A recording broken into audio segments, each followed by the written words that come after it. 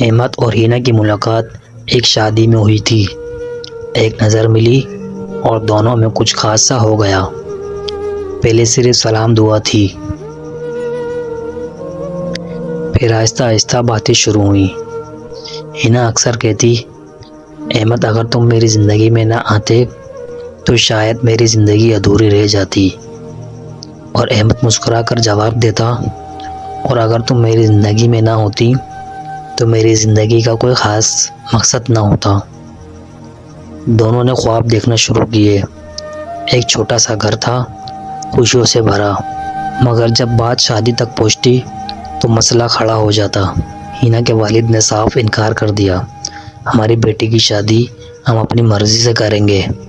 ہینا ٹوٹ گئی، ابو میں احمد کے بنا نہیں رہ سکتی، مگر گھر والوں کے سامنے اس کی ایک نہ چلی۔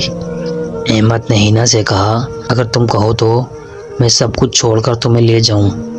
ہینا کی آنکھوں میں آنسو آ گئے۔ نہیں احمد، میں اپنے والد کو دکھ میں نہیں دیکھ سکتی ہوں۔ وہ دونوں ایک دوسرے کے سامنے کھڑے ہو گئے، مگر قسمت انہیں جدا کر رہی تھی۔ آخری بار ہینا نے کہا، اگر ہم ساتھ نہ بھی ہوئے تو بھی تم میری زندگی سے سب سے خوبصورت حقیقت رہو گے۔ احمد نے خاموشی سے اس کا ہاتھ چھوڑ دیا، اور پہلی بار دونوں نے ایک دوسرے کے بغیر جینا سیکھ لیا۔ اور کچھ سال بعد ایک بازار میں اچانک دونوں کا سامنا ہوا۔